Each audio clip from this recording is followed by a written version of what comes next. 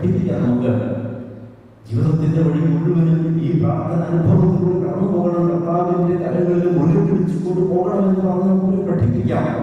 നമ്മുടെ വേദപാഠ ക്ലാസ്സുകൾ റാങ്ക് മേടിച്ച് പാസ്സായിട്ടും സ്കോളർഷിപ്പും മത്സരത്തിന് സമ്മാനമൊക്കെ മേടിച്ചിട്ടും ജീവിതത്തില് ഒരു ജീവിത പങ്കാളിയെ തെരഞ്ഞെടുക്കേണ്ടി വരുമ്പോൾ അത് തന്റെ തന്നെ വിശ്വാസമുള്ള ഒരു വ്യക്തി ആയിരിക്കണമെന്ന് നിർബന്ധിക്കാതെ പോകുന്ന ഒത്തിരി കുഞ്ഞുങ്ങൾ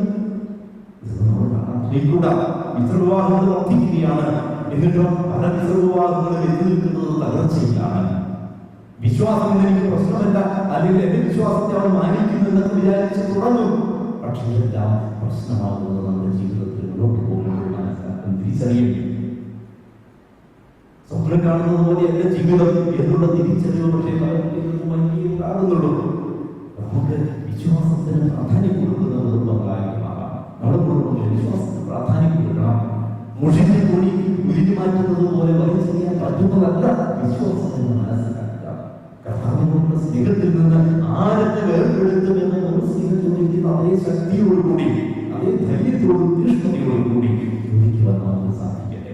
താൽക്കാലികമായ നേട്ടങ്ങൾ, താൽക്കാലികമായ സന്തോഷങ്ങൾ, നമ്മുടെ ഇത് മാത്രമായ സ്വപ്നങ്ങൾ എന്ന് പറയുമ്പോൾ കർത്താവിന്റെ സ്വപ്നത്തോട് ചേർത്ത് വയ്ക്കാത്ത സ്വപ്നങ്ങൾ ഇതൊന്നും വിജയത്തിലേക്ക് ലക്ഷ്യത്തിലേക്ക് നമ്മളെ എത്തിക്കുകയില്ല എന്നും തിരിച്ചറിയുന്നതാകട്ടെ.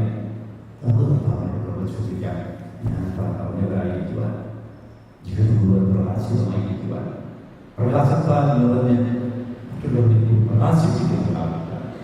അതിന് ചോദ്യമാകുന്ന കർത്താവാകുന്ന പ്രകാശത്തിലേക്ക് നോക്കണം. ആ പ്രകാശത്തെ ധ്യാനിക്കണം. ആ വചസ്സുകൾ, ജ്ഞാനവചസ്സുകൾ ഹൃദയത്തിൽ സ്വാംശീകരിക്കണം. ഗർഭം ധരിക്കാനായിട്ട് ഇടയാകണം. ഈ വചനം നമ്മുടെ ജീവിതത്തിൽ രൂപാന്തരപ്പെടുത്തട്ടെ. കർത്താവ് അനുഗ്രഹിക്കട്ടെ.